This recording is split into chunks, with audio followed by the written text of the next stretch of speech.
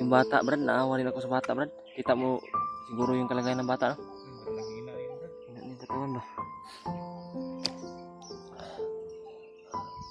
At kagabi mga tol, may tinanggal po pala kami sa katawan ng bata. Brad. Oh. Parang nakalayo na yung mga kalaban, Brad. Hindi tayo nakita kasi nagtagulilong tayo. Saan tayo banda ngayon? Patungo doon sa pinag-usapan natin. Ito yata gitaan, Brad. Yan. Si. Mga tol. Success po yung aming pinag-usapan ni Padre na naligaw na namin yung mga kalaban. At ito sumunod sa amin lahat. Kaya nga muna tayo, Brad. Hinga ka muna. Grabe.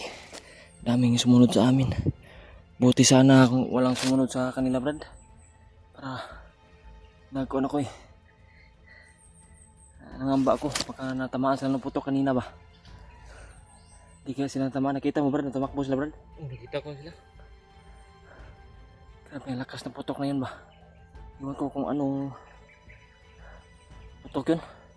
Baril ba yun o parang bomba ba, no? Parang pasabog na malakas ba. Yanig yung lupa. Relax muna kami. Saglit mga tol. Grabe yung pawis na lumabas sa katawan ko ba. Yung commander na yung Brad, no? Talagang hindi. Talagang sumunod sila palagi. Sana ay ligtas talaga sila, Brad. Mga Brad, no? Kasi hindi ko talaga sila nakita ba. Yung pagputok. Sumigaw lang ako natakbo. Hindi ko talaga nakita kung saan sila banda tumakbo. Pero wag po kayo mag-alala mga tol kasi yung pinag-usapan talaga namin na doon kami magkikita. Doon kami mag-abot ba. Doon kami patungo ngayon ni Brad Takloy. Kasi alam niya kung saan yung daan. Kaya siya yung mauna. Para makita rin yung unahan na sana ay wala na talagang kalaban na mga naka-standby o naka-abang. Para ligtas kami na makaabot doon. At sana makababa talaga kami dito. Sana ay hindi wala na talagang makasunod sa amin. Oh, nandang tayo, Brad.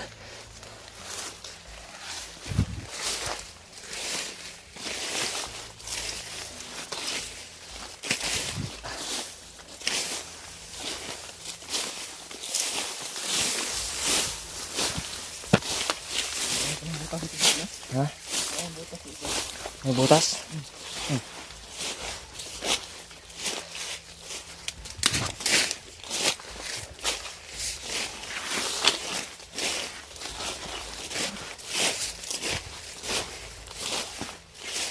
Nawala tuloy yung antok ko. Grabe. Putok pa yun ba, no?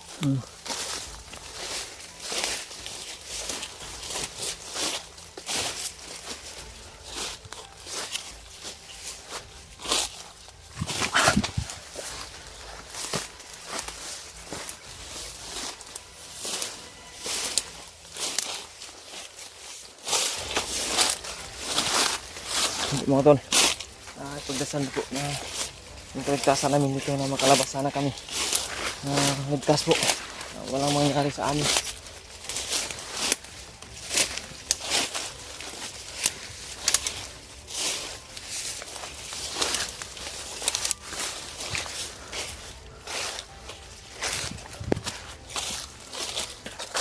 Saan yung daan doon? Saan? Diyan siguro ba doon?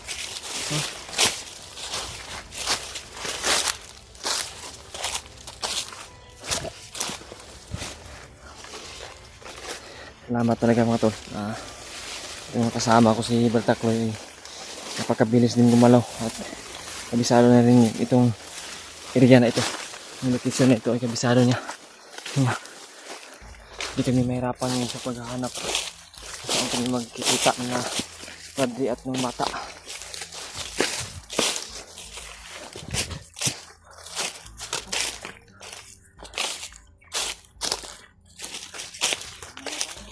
na Brad. Tubig ka dyan, Brad. Ha? May tubig ka dyan. Wala na Brad. Bus na. Bus na.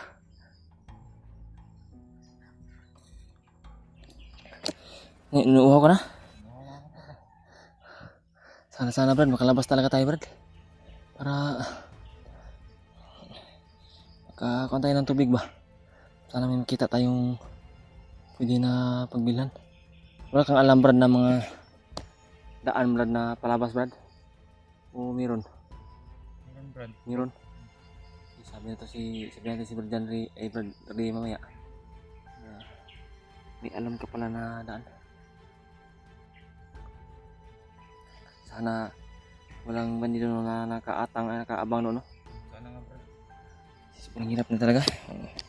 Mahina na yung katawan ko ba. Wala pang maayos na tulog kagabi. Sa gabi walang kain, Brad, no? Gabi walang kain. Wala pang tubig. Wala pang tubig. Yung bata Brad, naawa rin ako sa bata Brad. Kita mo siguro yung kalagayan ng bata no? Parang nag-iina yun, Brad. Yung katawan ba. At kagabi mga tol, may tinanggal po pala kami sa katawan ng bata. Kaya hindi yung naligtas namin, hindi kami nakarinig ng kanyang kuan ba, pagsasalita nung naligtas na namin. Yung nahagip pa namin nung hawak pa naman nido, sumigaw siya. Pero nung dala na natin no, hindi siya, walang imik no, walang anumang busis na nagsalita ba.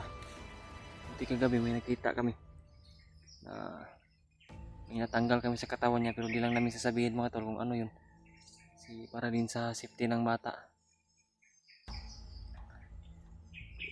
Nagnak naman yung kagabi, Brad, no? Init yung katawan. Parang giniginaw sa kagabi kasi walang kumot. Dami pang lamok. Brad, nandun Brad. Nandun naman sila. Wala pa eh. Ha? Properito, no? Oo. Nandun naman sila ba?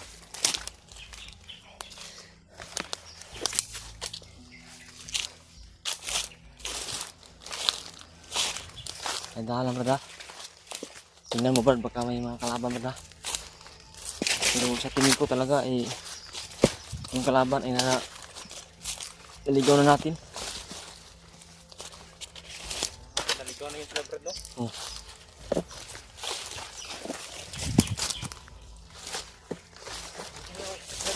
Ha?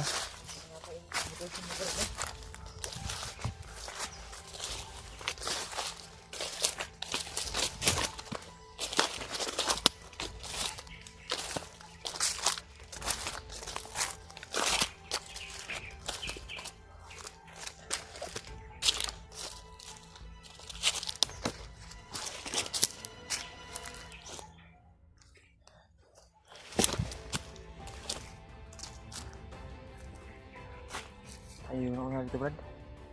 Ito na ba yun? Parang siguro yun, no? May anong dito, Brad, no? Brad, tandaan, Brad, ba?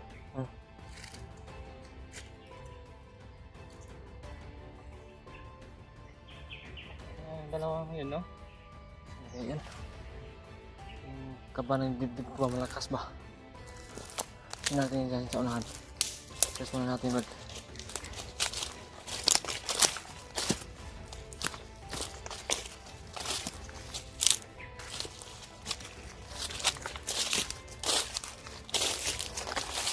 Walang mga daan Brad.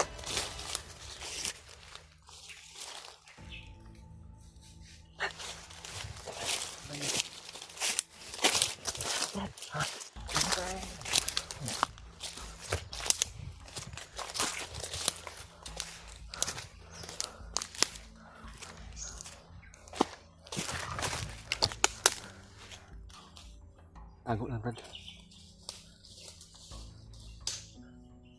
Tago ka lang dyan.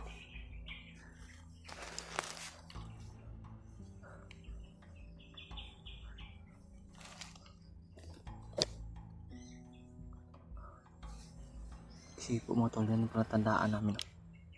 Dito kami kikita talaga. Dito kami kung sino naman yung una dito ay dito namin hihintayin yung hindi pa naabot. Kasi kami yung nauna dito. Hintayin namin sila Bradley dito. Pero di ko.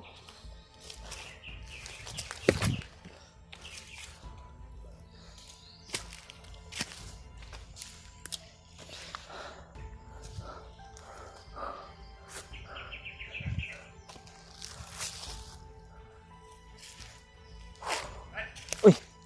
Brad! Dito na pala kayo sa Kami pala yung na nauna dito, Brad. usapan natin. Oh, Kira ka, Brad. grabe yung umabol sa amin, Brad. Umabol sa inyo kanina ba? Rinig namin kahit malayo kami yung mga sigawan ng umabol sa inyo. So, mga tol. Yan. Sis po yung Sila ginawa Bradley. namin ni Brad, eh. Talagang Ano po, Brad? Nawala na ba yung mga kalaban na Oo, Brad. sa inyo, Brad? naligaw na namin, Brad. Wala naman din po yung mga ingay nila na. Nakausap mo na yung bata, Brad. Hindi po kami pinakausap, Brad.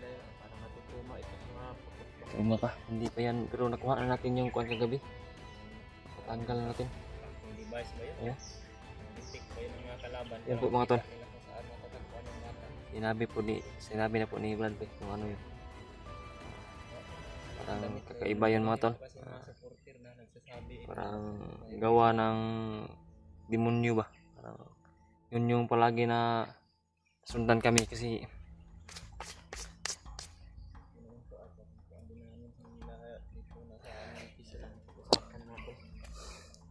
grabe yung sa Panginoong Diyos. nangamba ako, Brad. Paano ko ba? Kasi yung putok kanina ba. Akala ko tamaan kayo nun. Ang lakas ng putok na yun, Tapos na yun, hindi ko kayo na kita na tumakbo kasi biglaan yung kuan ba. Putok, napakalakas, yanig yung lupa. Akala ko nga, kayo yung masunod, parang granada yun. Parang granada ba? Parang ano yun? Lakas kasi. Bomba ba? Pero nakita kayo ni Brad Takloy na tumakbo daw.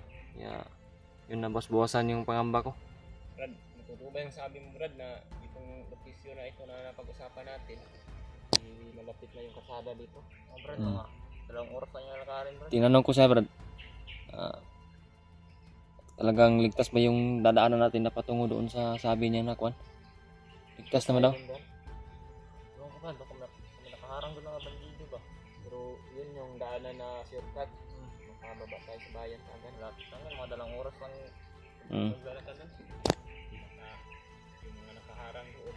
Kung 2 oras, di tayo mag-video doon na pupunta tayo doon patungo. Video tayo doon pag malapit na tayo doon. Hindi tayo iwas lang, ano ba? Safety na natin ba? Kasi kaya tatanggal na natin yung kuwan sa katawan niya, sa damit niya. Hindi naman tayo nasusundan nito dahil wala kayong nilagay nila sa katawan ng bata. Yun lang yun talaga yung kuwan. Tanggalan po namin yung branded kagabi. Para dahil yung pangkay namin si Brad Takloy. Yung hinahanap namin sa kanila. At nasa bandang likuran po nakalagay mga tut. Po sa hawak kanya. Hawakan niya po. Maganda po ang pagkalagay. Wala pong pilo dahil pinahit po talaga nila ng maliit lang po mga tut. Nila sa loob ng damit ng bata. Para hindi po namin mabantayan. Magtaka talaga kami, mga tol, kasi kahit ano yung gawin namin na lalayo, may masundan pa rin kami ba. Kaya yun, napasya namin ni Brad dyan rin na patingnan kay Brad Takloy talaga yung katawan ng bata. Plano natin dyan. Handaan tayo sa... Ha? Tara. Handaan tayo. Handaan? Tapos pag dating natin doon sa unahan, makakita tayo ng mga kalaban. Hindi na lang tayo mag-video. Upcam muna tayo. Tara. Handaan tayo. Makauwi tayo ng kalaban. Kasi mga 2 oras pa po na yung nalakarin namin mga tol. Sana po yung wala pong nangyari sa amin.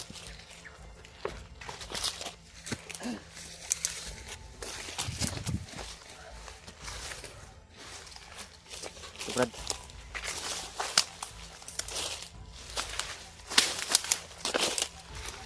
Diri.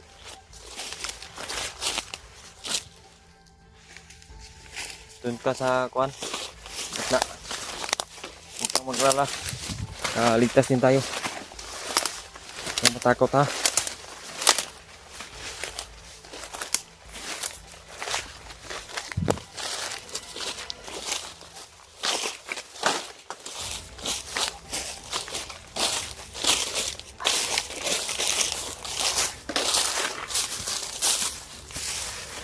Mga to.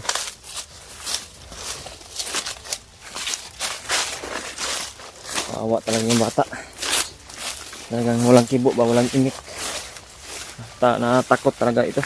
May trauma ito.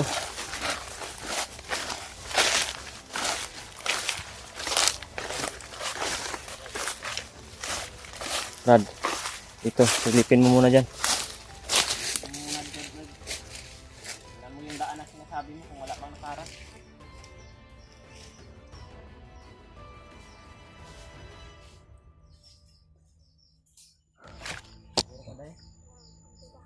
Uy, salamat. At nakarinig na ako ng boses ng bata.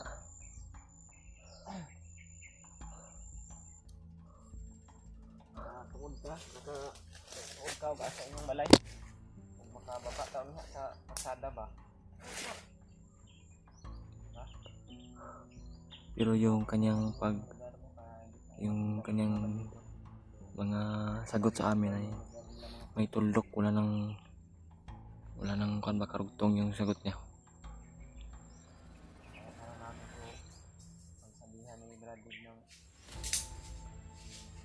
karga namin kung tagasaan ito para makapit po namin sila sa bahay nila ng ligtas. Kausap po namin yung mga magulang na para mapaliwanag din po namin ni Bradley kung paano namin pinadala, paano din po namin pinaligtas.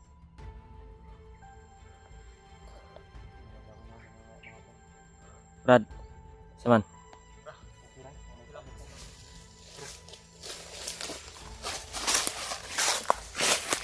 Nara po kami mga tol.